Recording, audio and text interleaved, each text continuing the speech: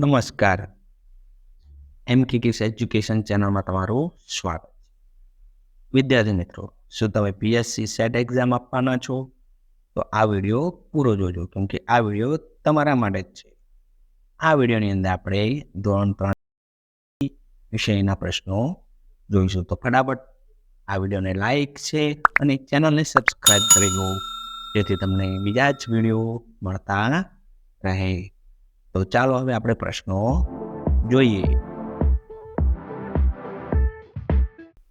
પહેલો પ્રશ્ન છે, વન પરીના કહેવા મુજબ છોકરીઓ કયા છોડને અડકી?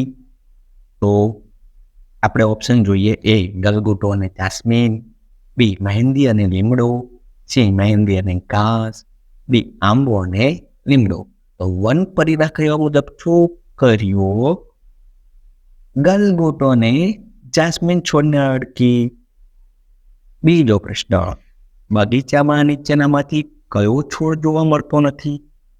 એ ગુલાબ, બી ઘઉં, સી બારમાસી અને ડી મહેંદી. તમે બગીચામાં ફરવા જતા હશો, ત્યાં તમે જોતા હશો કે આમાંથી કયો છોડ નથી જોવા મળતો. તો તમે જે વિચારો છો, તો શું એ જ જવાબ છે? તો આપણે જવાબ જોઈએ. જવાબ છે બી ઘઉં. બગીચામાં આપણને ઘઉં જોવા મળે નહીં.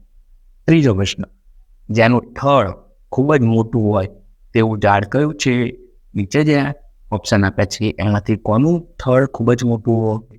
એ લીમડો, બી આસોપાલવ, સી પીપળો અને ડી વડ. તો આ જે 4 ઝાડ છે એમાંથી જેનું થડ મોટું હોય તે છે વડ. દીદી બગીચામાં ક્યાં બેઠી હતી? એ બાકડા પર, બી ફૂલ પર, સી ઘાસ પર અને ડી ઝાડ પર. તો દીદી બગીચામાં બેઠી હતી ઘાસ પર. બાળકોએ બગીચામાં કઈ રમતો રમી? એ આંબલી પીપળી, બી સંતા કુકડી અંતાક્ષરી, સી પકડદાવ અને ડી માળદડા. તો બાળકો ભેગા થઈને બગીચામાં રમ્યા સંતા કુકડી અંતાક્ષરી. હવે આગળનો પ્રશ્ન જોઈએ આપણે. કોના પર્ણો તોરણ બનાવવા વપરાય છે? લીમડાના, બનના, આસોપાલવના અને કેળના.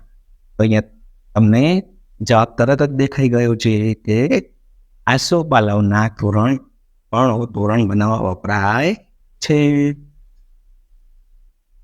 આગળનો પ્રશ્ન, કયું વનસ્પતિનું થડ ઉક્ષેલું અને ખરબચડું હોય છે? એ તાડનો, બી બારમાસીનો, સી પીપળાનો અને ડી બાવળનો. તો આપણે જે અલગ અલગ વનસ્પતિના થડ જોઈએ એમાં ઉપસેલું અને ખરબચડું જે થડ હોય છે એ છે બાવળનું થડ.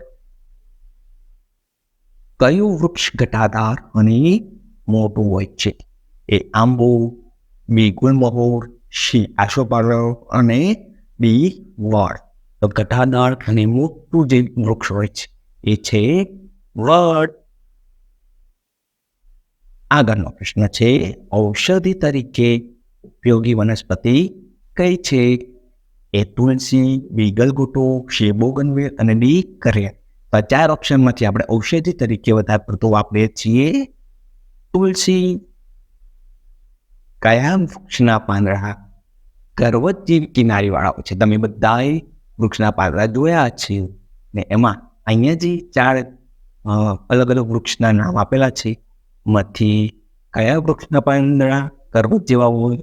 તો ઓપ્શન છે એ પીપરના, બી આંબાના, સી આમળાના અને ડી લીમડાના.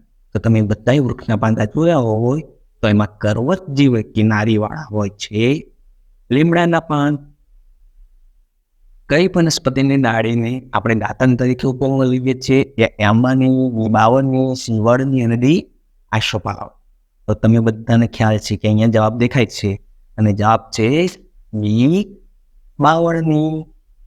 તો અહીંયા આપણે પીએસસી સેટ એક્ઝામ માટે ખૂબ જ મહત્વના પ્રશ્નો જોયા. તો ફટાફટ અહીંયા જે વિડીયોને લિંક આપી છે એના પર ક્લિક કરી બીજા વિડીયો આગળના જુઓ.